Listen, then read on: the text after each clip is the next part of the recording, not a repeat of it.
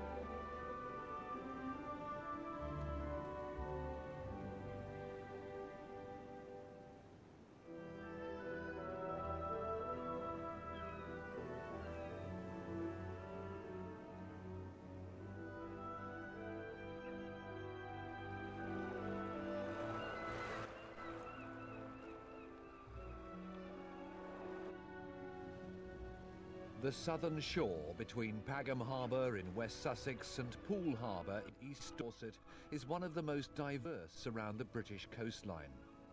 There are sandy beaches and cliffs to the west, shingle and stony shores to the east, and along the Solent, muddy tidal zones are busy with wading birds.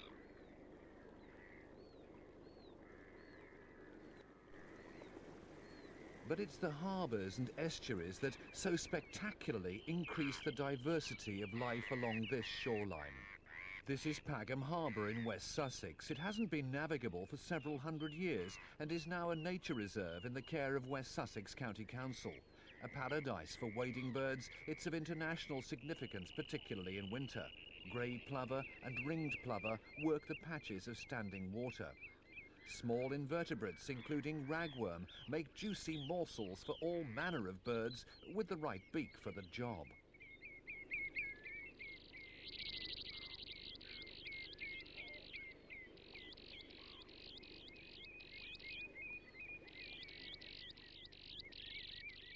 Here a curlew displays to his partner. Much to the interest of bird watchers who come in search of visiting rarities, or simply to watch the more common species go about their daily business. Brent geese arrive late in the year to overwinter, well away from nesting sites in Siberia that are now covered in snow.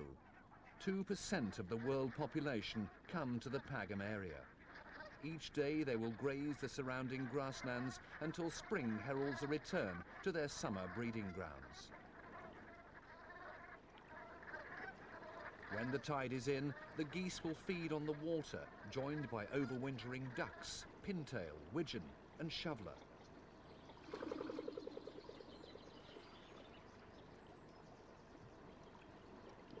Spring is on the way, and the shoveler break off from feeding to begin their courtship display. Unlike many coastal reserves, Pagham is a stable environment and will provide a haven for wildlife for many years to come. Selsey Bill, by contrast to Pagham, is exposed. A cormorant, like many fishing boats that trawl the local waters, has come in search of fish. It's said that without some protection afforded by the Isle of Wight to the west, Selsey would long have been washed away. Further along the coast, the Wittering sands glisten as evening approaches. The shallow beach makes it a favourite with tourists during the summer months. Along this southern shore to the west, estuaries and inlets afford protection for sailors and wildlife. Small wonder then that throughout history the area has been plagued with invasions from the sea. It's now a peaceful time, but it wasn't always so. When the Romans came some 2,000 years ago, many were to live and die here in an occupation that lasted more than 400 years. A civilization like theirs had never before been seen in Britain, and their presence brought trade and stability. This is a mosaic floored in Fishbourne Palace to the northeast of Chichester Harbour, a remarkable discovery that was only made in 1962. What remains of the palace is beautifully preserved by Sussex Archaeological Society. There was a Roman port at Fishbourne that would have served the old Roman town of Noviomagus to the east, now known as Chichester. Old Roman walls still stand as indicators to the past. Today, Chichester is a busy cathedral city, famous for its theatre festival.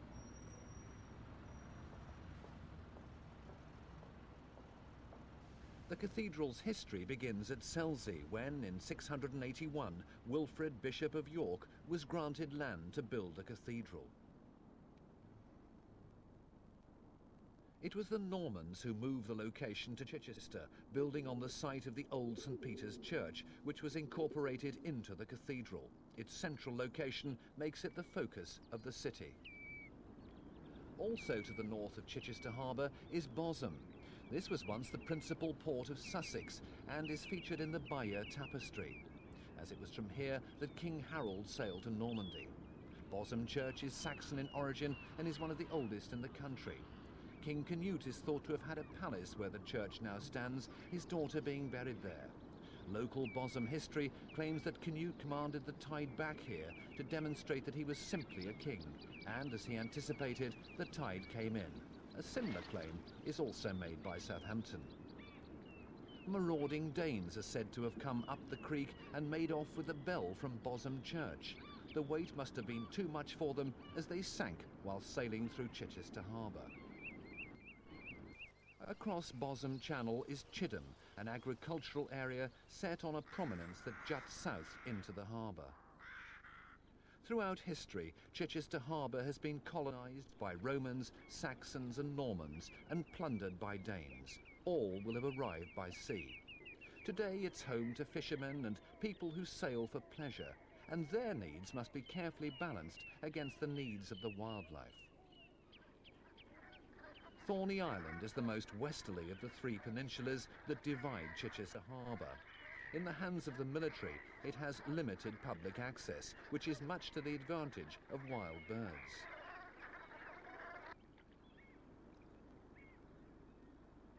Emsworth is a fishing village to the northwest of Chichester Harbour.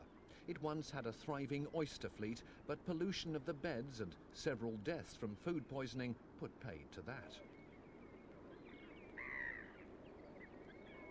In the last century, and even into this, Emsworth was renowned for smugglers. Langston also had a thriving fishing industry, but sadly the fishing boats have long since gone. To the south, Hayling Island lies between Chichester and Langston Harbour.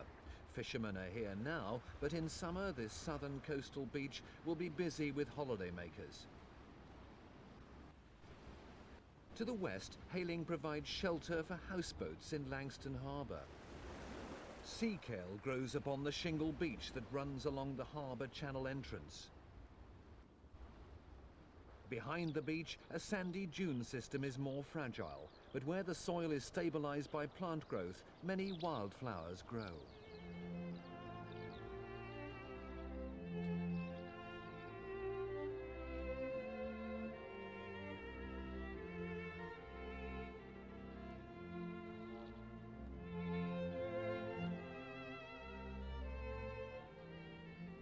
On the eastern tip of the island is Sandy Point.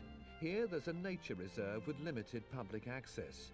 Once the grounds of an old hospital, this rare coastal heathland has thankfully escaped development. Where sand is involved, erosion is a problem, and not just by the passage of people. Much of the dune system at Sandy Point has been swept away and deposited on the other side of the harbour entrance. This is to the advantage of the beach lovers, but here too the dunes are in danger of erosion by trampling feet. summer visitors are in direct conflict with nesting birds.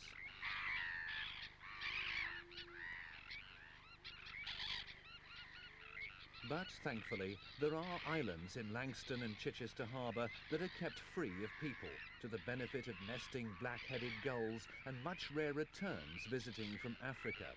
These are sandwich terns.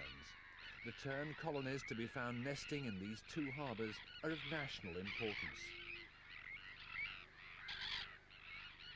In some years, exceptional tides wash the nests out, but these birds are resilient, and in good years they will successfully rear young.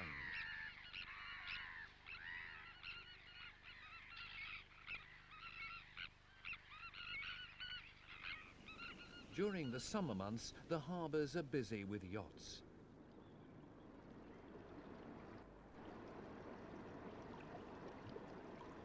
There are many small quays and boatyards like this one at West Itchenor that have now adapted from a commercial trade to servicing the requirements of yachtsmen.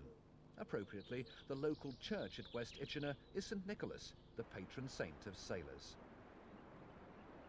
There are extensive salt marshes in the harbour, and in August they come alive with the flowering of sea lavender.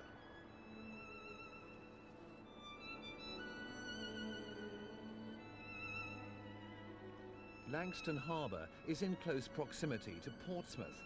Nevertheless, its waters are busy with wildlife. Ducklings manage to keep up with mother, whatever the conditions. And a group of great-crested grebe rest as they float along.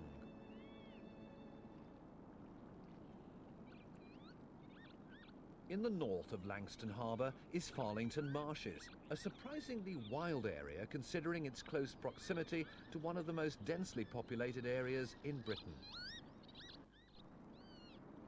Here conditions are ideal for lapwing to rear their young.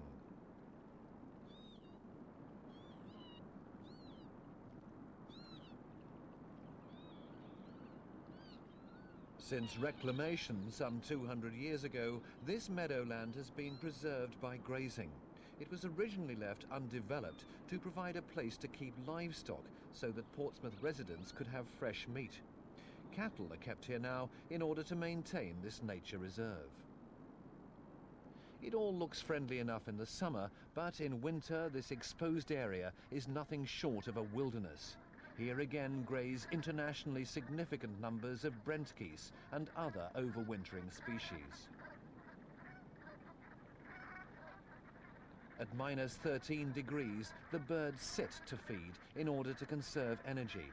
It's difficult to believe that conditions here are better than the tundra these birds have left. In summer, the area is still busy. The scrapes are filled with feeding shelduck and a variety of waders.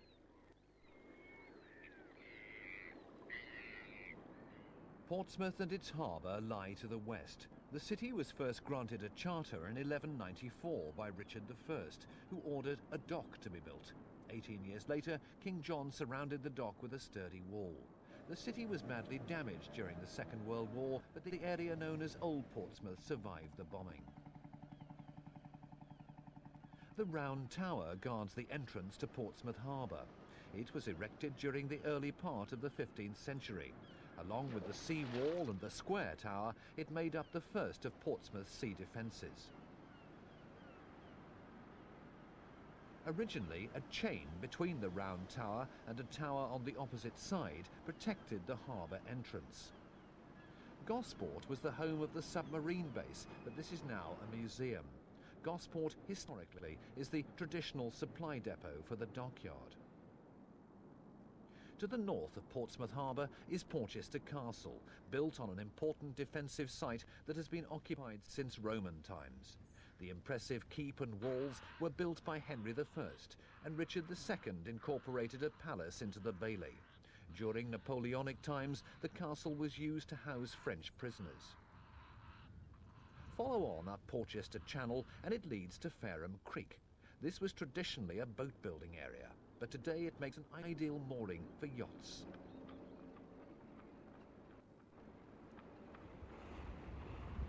An ideal place to sail is to the south of Gosport at Stokes Bay.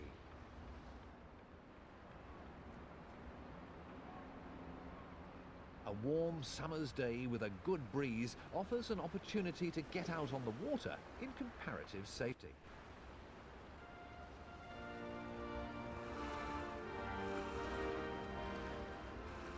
The other side of Old Portsmouth, Southsea, remembers less fortunate sailors. A memorial commemorates those who were lost during 2 world wars. Southsea itself is a holiday resort, and the front is lined with impressive hotels.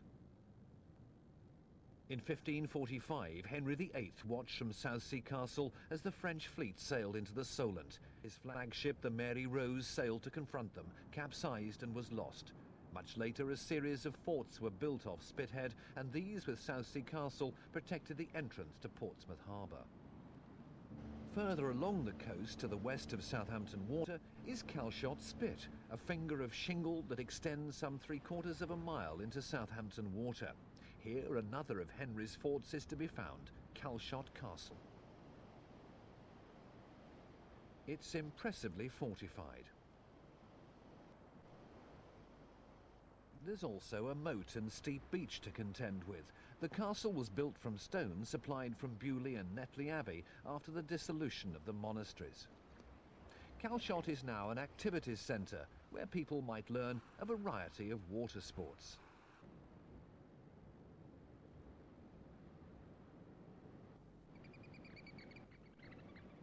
The centre is housed in old aircraft hangars. In the post-war years, Calshot represented the final efforts to re-establish flying boats as big passenger aircraft, but to no avail. In the 20s, the RAF Speed Flight was based here for the Schneider Trophy races, but this supermarine winner is no more than seashells on a wall. For some time, this Sunderland flying boat underwent restoration at Calshot. It gained a certificate of airworthiness, and on the 20th of July 1993, it took to the air.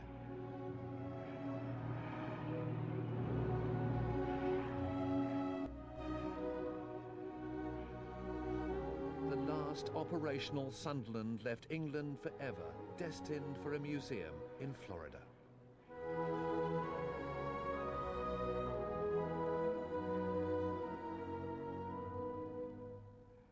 Whilst a small piece of Britain's history flies away, children keep a keen eye out for a local visitor. Both porpoises and dolphins show up along our coastline. Dolphins will frequent an area for some time and even swim with people.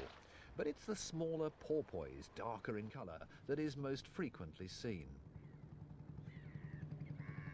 Along the coastline at Leap, black-headed gulls have found a shoal of fish to feed on.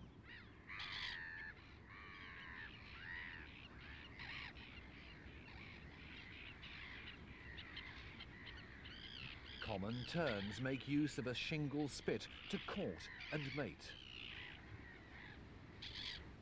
The male terns, like the gulls, are fishing close by. They utilise the fish they catch in a courtship feeding display. These birds will soon be nesting. Even during early summer, there are quiet beaches to be found. This is Hill Head. At Hill Head, on the other side of Southampton Water, it may be equally quiet. The beach here has more rocks where numerous tidal creatures live. When the tide is out, it may look lifeless, but it's a very different matter when the tide is in.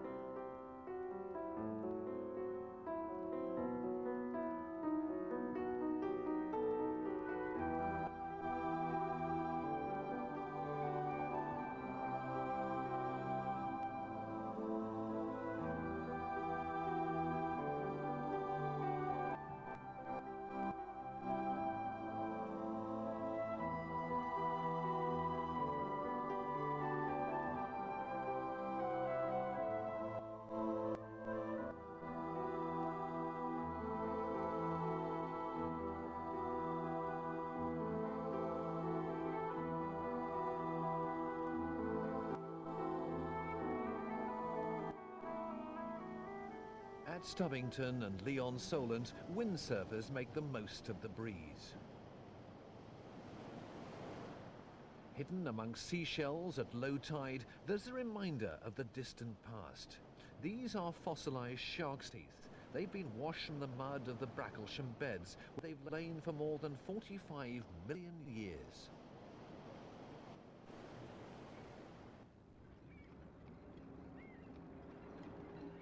The River Meon once flowed into Titchfield Haven and out onto this shore. In the early 1600s, the then Earl of Southampton is thought to have blocked the mouth of the river as a sea defence, and this has created a very specialised environment in the haven itself. The water here is fresh and not estuarine, and in consequence keeps a more constant level, which is of benefit to birds that nest in the reed beds, as they're unlikely to be washed out. Conservation efforts have increased the water area to the benefit of many insect species, especially dragon and damselflies.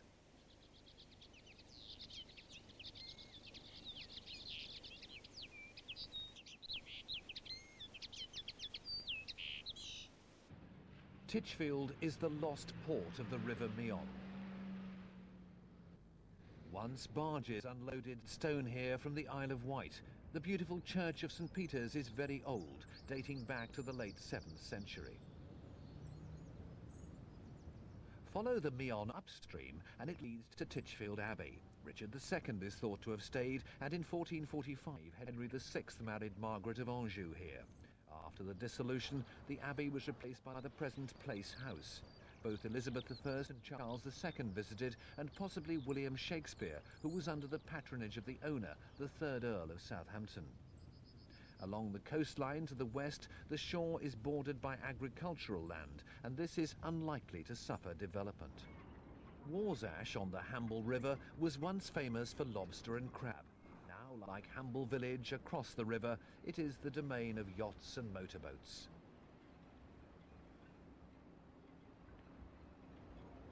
Once a highway for coal barges, it is now one of the busiest yachting centres in the world.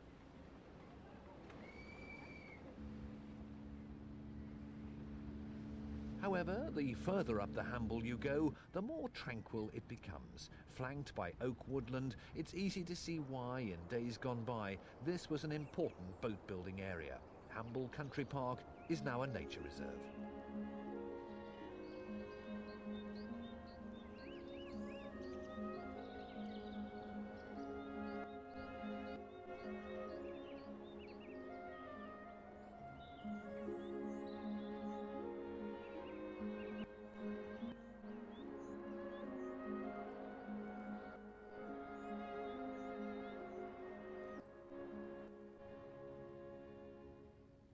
There is a comparison to be made between the Hamble River and the Bewley River that runs through the New Forest, as they're both forested areas.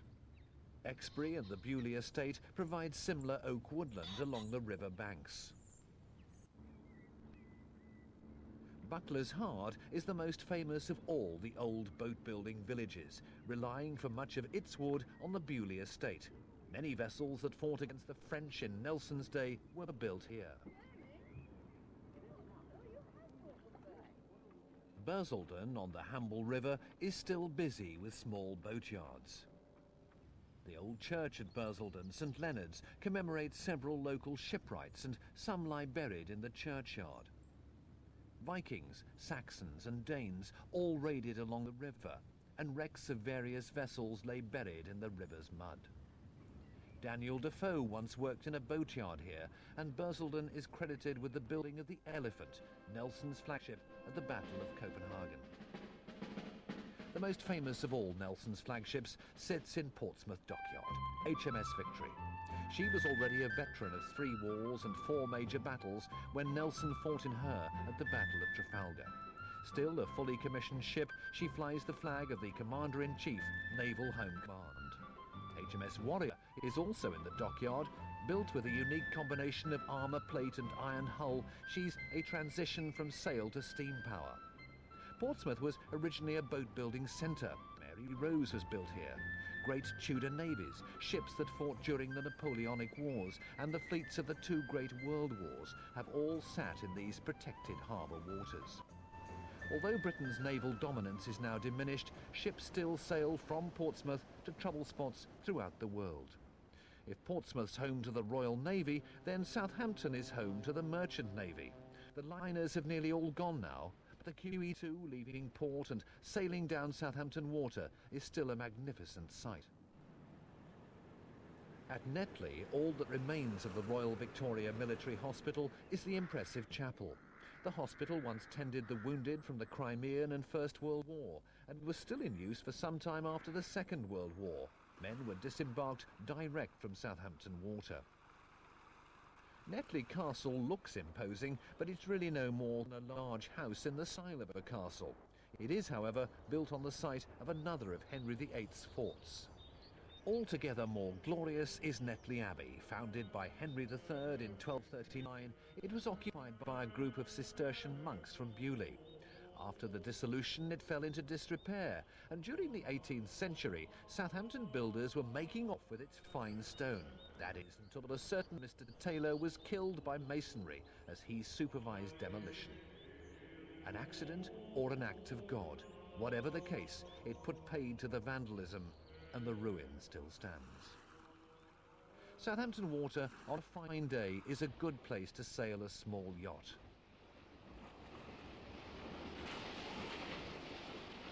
But it's out on the Solent where the action really is. And during Cows Week, it seems that every powerboat and yacht is out for the event.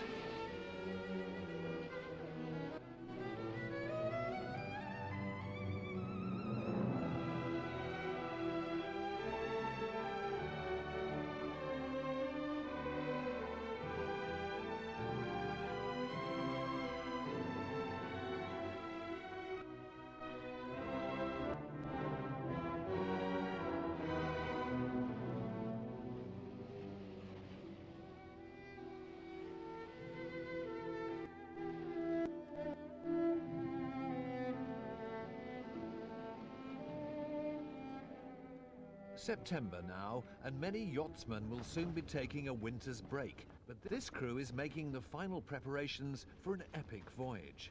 In a few days' time, these vessels will be leaving Ocean Village in Southampton and heading for the Atlantic on the first leg of the grueling Whitbread around-the-world yacht race. Since air travel largely replaced the role of the ocean liner, Southampton's no longer the busy transatlantic port that it once was. Shopping centres now stand on old passenger terminals, and where large ships once moored now sit pleasure craft. The city remembers its seafaring past.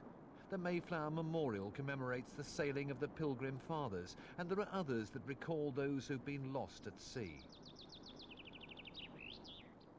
The grandeur of the Titanic Memorial gives an indication of the sense of loss Southampton must have felt when this great vessel was lost. And more recently, a memorial to passengers and crew was unveiled by Milvana Dean, a Titanic survivor, in the docks opposite the berth from which she sailed. Southampton, with its double tide, has been described as the finest natural port in the world. Despite the decline as a passenger port, it still has a busy commercial dockyard, a trading heritage that goes back some 2,000 years. Liners still operate from the port in much the same way as they did during their heyday, but now the emphasis is on luxury cruises rather than transport. The Canberra came into commission during the early 1960s and was primarily designed for the Australian run. It's a very British ship, and for most of its working life has been sailing to and from Southampton.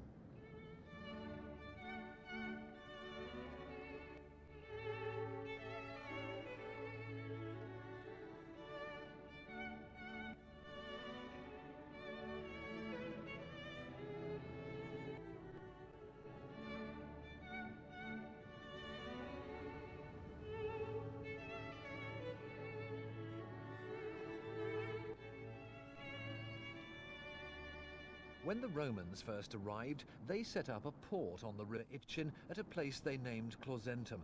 It was linked by road to Chichester and also to Winchester, for which it would have been the main trading post. At the top of the river estuary, reed beds stand, as they have done for thousands of years. Despite running through the centre of the city, this tidal river is busy with bird life. Black-headed gulls and swans make the most of an urban situation.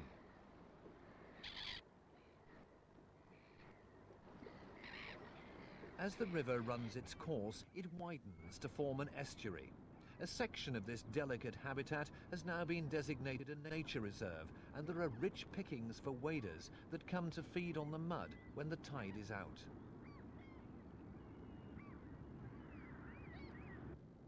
Beneath the final crossing point of Itchen Bridge stands a memorial to R.J. Mitchell, the designer of the Spitfire, which played such a fundamental role in winning the Battle of Britain.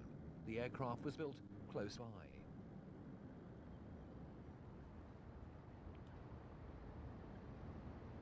The old walls are an impressive reminder of Southampton's medieval past, when the town began to thrive as a place of trade. In 1338, the French, or more truthfully French pirates, attacked and looted here. Edward III was so incensed at the loss of his wool and fine wines that he ordered the town to be enclosed by a wall. The already present Southampton Castle has since been demolished.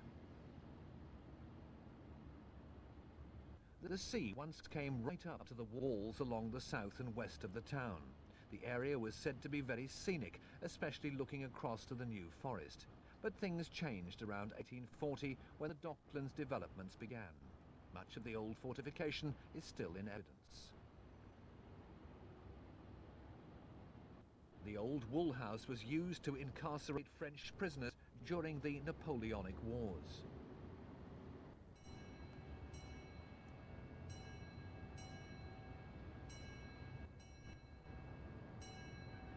Two of the oldest churches still stand, St. Michael's and Holyrood. The latter was badly damaged by bombing during the Second World War, when Southampton suffered badly. Holyrood now houses a memorial for sailors. Of the 7 main gates leading into the old town, the Bar Gate, situated to the north, is the main gateway and is perhaps the most impressive of its period, still standing in Europe. Pigeons love it, and at one time or another, most of England's kings and queens have passed through here.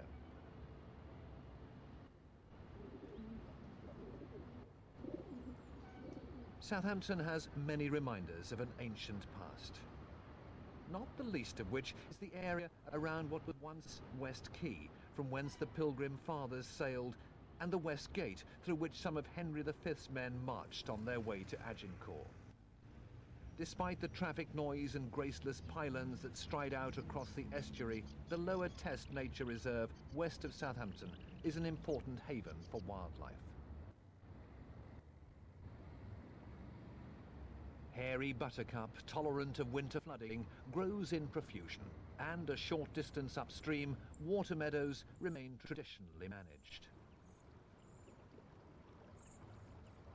The Test is a chalk stream, world-renowned for its game fishing, in particular trout.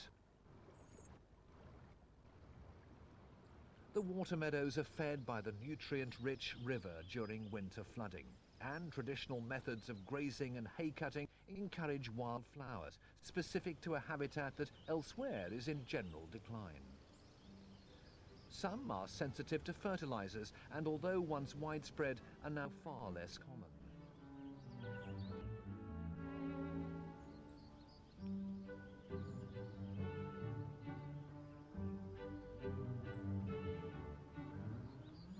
Adder's tongue fern was once easily found when water meadows were widespread, but now it's a rarity. At high tide, the estuary fills and rejuvenates the mud so attractive to wading birds. A ringed plover uses his foot to bring tiny creatures to the surface. Scrapes have been provided to attract birds in.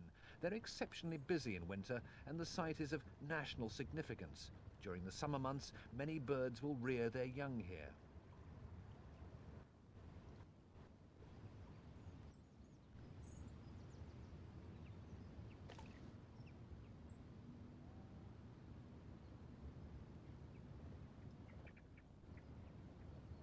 herons are unpopular with other birds, especially when there are young about.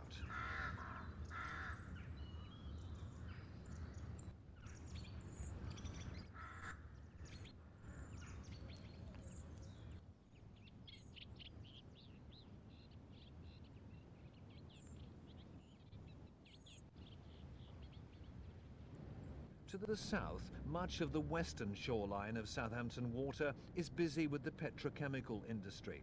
Fawley Oil Refinery is not easily overlooked. And yet, memories of a quieter past are close by. Fawley Church is one of the oldest in the New Forest, dating back to Doomsday.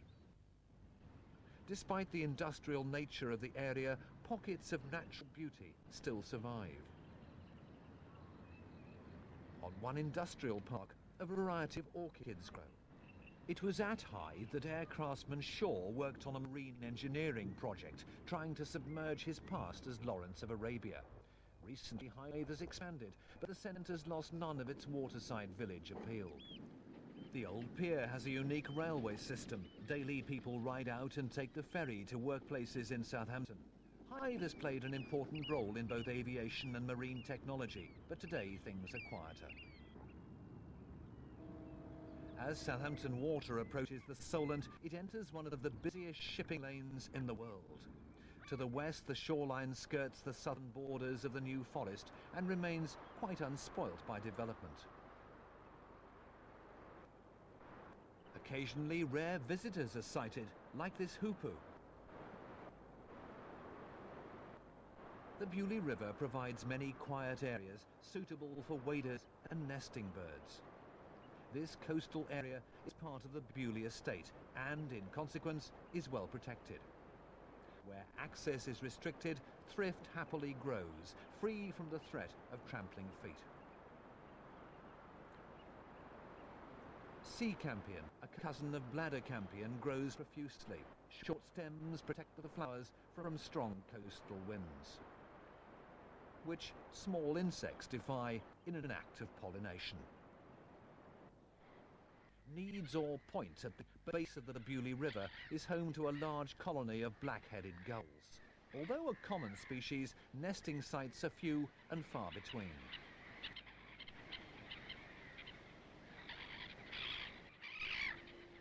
Close by, jackdaws have made a home in this huge old barn at St Leonard's.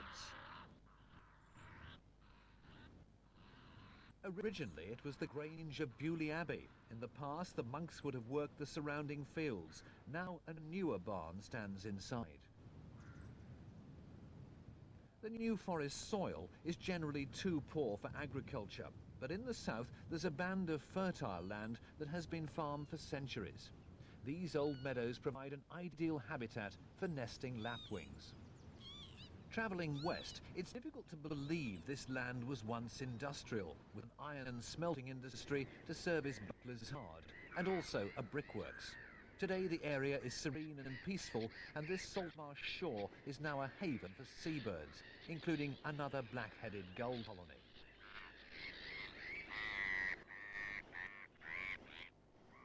Sowley Shore can be a balmy place in summer, but in winter it may be cold and unhospitable.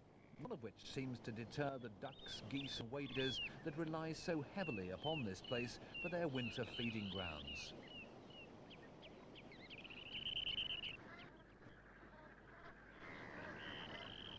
This little egret, more commonly seen in Spain and to the south, is now resident all year round. Feeding at this water outlet in January, the temperature is down to -6 degrees. This salt marsh foreshore runs some 7 miles from the Beaulieu River to Keyhaven, extending in width as it does so. The only break is for the beautiful town of Lymington, the yachting capital of the New Forest. In the Middle Ages, many ships were built here and sailed to fight the French.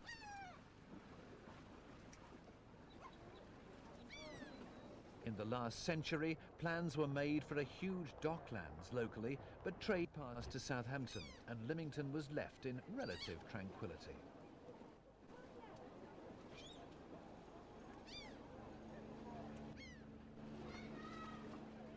To the west lie the old Saltons. For some 700 years, salt was produced here and, for a time, provided a tenth of the nation's requirements.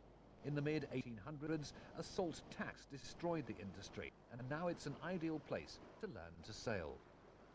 If Lymington had built its dockyard, it would probably have been built here at Pennington, but thankfully the marshlands and meadows remain undisturbed. Along the coast, Hurst Castle can clearly be seen at the end of the Hurst Spit. Built from stones of Beaulieu Abbey after the dissolution of the monasteries, it protects the entrance to Keyhaven. Charles I was imprisoned here for a short while before his execution. Today, the domain of fishermen and bathers, the Spit is now itself in danger from the sea and has been reinforced with rocks on the seaward side.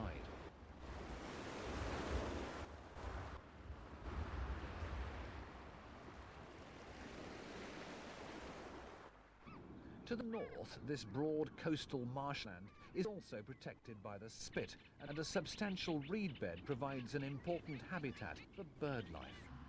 The surrounding countryside is still predominantly agricultural. Hurst Spit is the last line of protection for the salt marshes. The village of Milford-on-Sea marks the beginning of a series of beautiful cliffs and beaches that run all the way along the coast to Poole Harbour and beyond.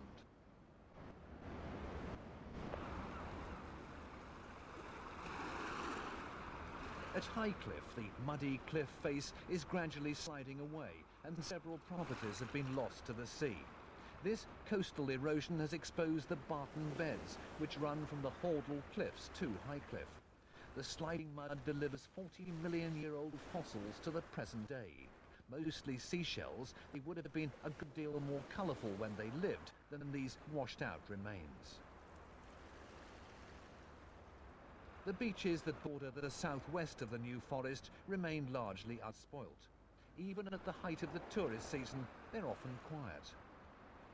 And at the right time of the day, maybe almost empty. Muddyford overlooks the protected waters of Christchurch Harbour to the west. On its southern side runs the main channel into Christchurch Harbour, and it's generally busy with all manner of small craft.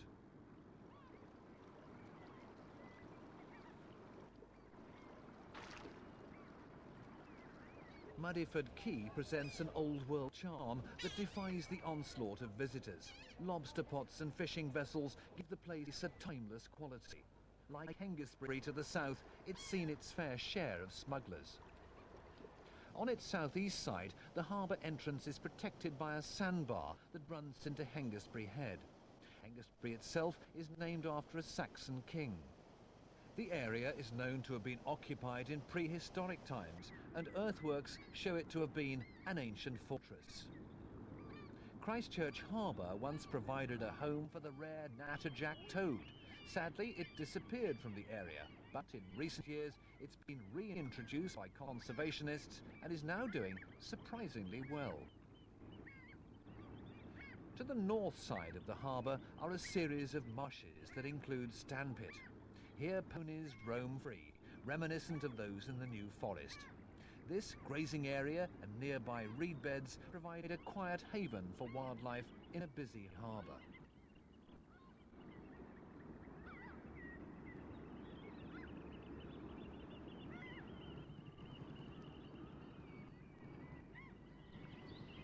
Both the Stour and the Avon flow into the harbour, joining before they do so.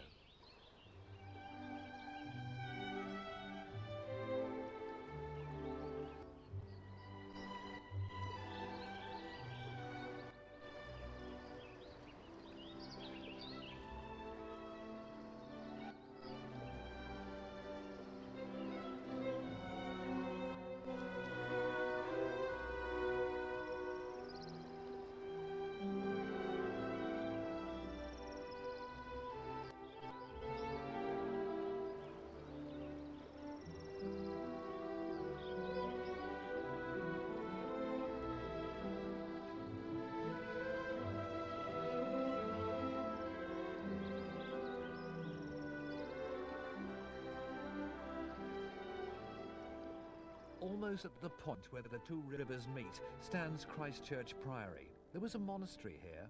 In Saxon times, a priest called Flambard instigated the building of the abbey.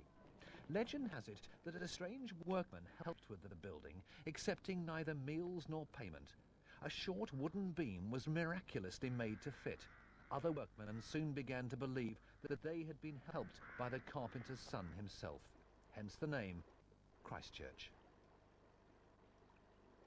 Bournemouth is the main coastal resort of the area. At the beginning of the last century, it was a small village on the River Bourne. Today, it's one of the busiest holiday centres on the south coast.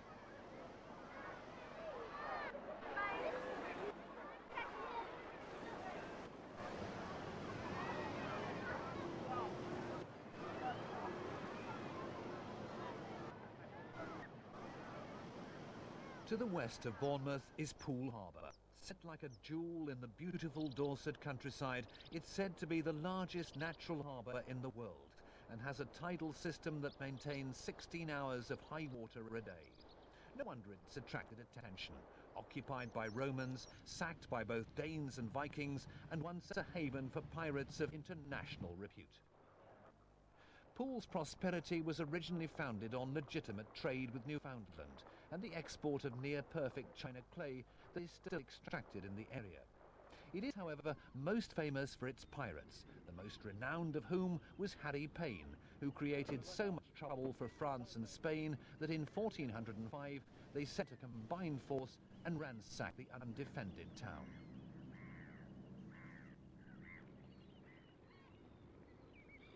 The whole harbour is of international significance as a nature reserve. Winter is an especially important time when migratory birds arrive to feed in the shelter of the harbour. In summer, many species nest here and raise their young. The area from Christchurch to Poole is the main breeding ground for native oyster, but the ever-present oyster catcher is no threat, since it feeds principally on ragworm and shore crab. This is the only British wader that feeds its young.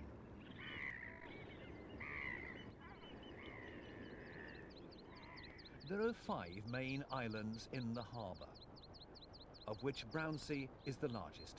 It was once inhabited by monks, and Henry VIII built another fort here. The original Abbey Chapel was sacked by the Vikings, although the present Church of St Mary's is a much later Victorian addition. Young shelduck feed at the edge of a sheltered lagoon, situated on the northeast side of the island. These ducklings have recently been reared in rabbit burrows and natural holes to be found inland.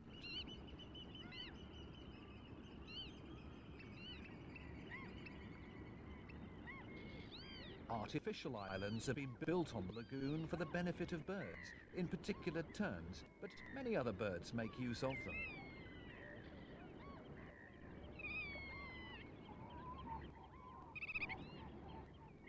A visitor from Iceland, the black-tailed godwit, has come to feed in this nutrient-rich mud. Towards the end of summer, avocet arrive. They will stay and feed through the winter months. On the island are wetlands and 2 freshwater lakes, surrounded by woodland. 23 species of dragonfly, along with other insects, appreciate the mild climate, as do a number of trees more commonly associated with the Mediterranean. In early summer, shelduck congregate on the lakes to feed and begin their courtship display. Poole Harbour is nationally important for this species. Later in the year, they'll be joined by a variety of other ducks, pintail, widgeon and shoveler, that will overwinter here. The island has a mature Scots pine woodland that provides a nest site for herons. In fact, it's one of the largest heronries in the country. The young birds are now nearly ready to leave the nest.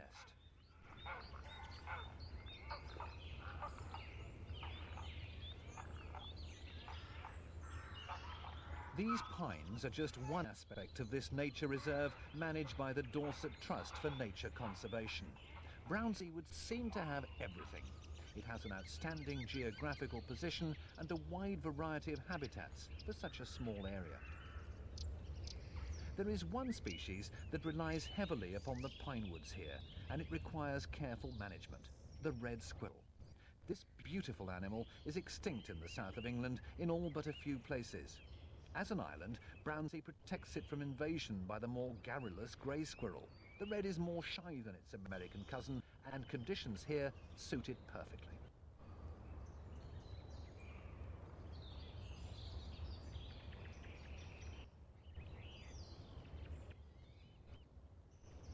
Brownsea has had a colourful history. Besides being invaded and becoming a stronghold for pirates, it's even seen industry in the form of a pottery. Owned in the past by a variety of people, it's now in the hands of the National Trust, whose principal interests are conservation.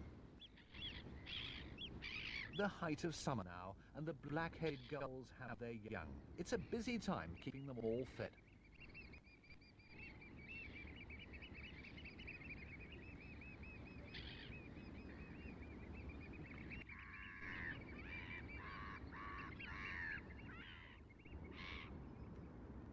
Between the rivers Frome and Trent as they flow into the western end of the harbour sits the beautiful town of Wareham, one of the oldest occupied towns in the county. Wectwick, king of the West Saxons, is buried here. It was reduced to a ruin by the Danes, and Canute ravaged the neighbourhood. In 1762, Wareham was destroyed by fire. When the town was rebuilt, a law was passed forbidding the use of thatch.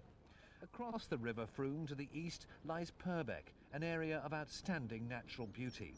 Here, sandy heathlands are home to a variety of species that, due to habitat loss, are elsewhere in decline. The silver-studded blue butterfly has a close association with the heath. A nightjar sits well camouflaged on her nest. Whilst the sand lizard is now extremely endangered and restricted to this localized habitat, as is the rare and beautiful Dartford warbler. With so many sheltered inlets along this southern shore between Pagham and Poole Harbour, an aspect partly due to the position of the Isle of Wight, it's little wonder that people have been attracted here. Now a densely populated area, wildlife too must have its place. Today, this coastline is largely protected by councils and conservation bodies, a legacy that future generations will surely be thankful for.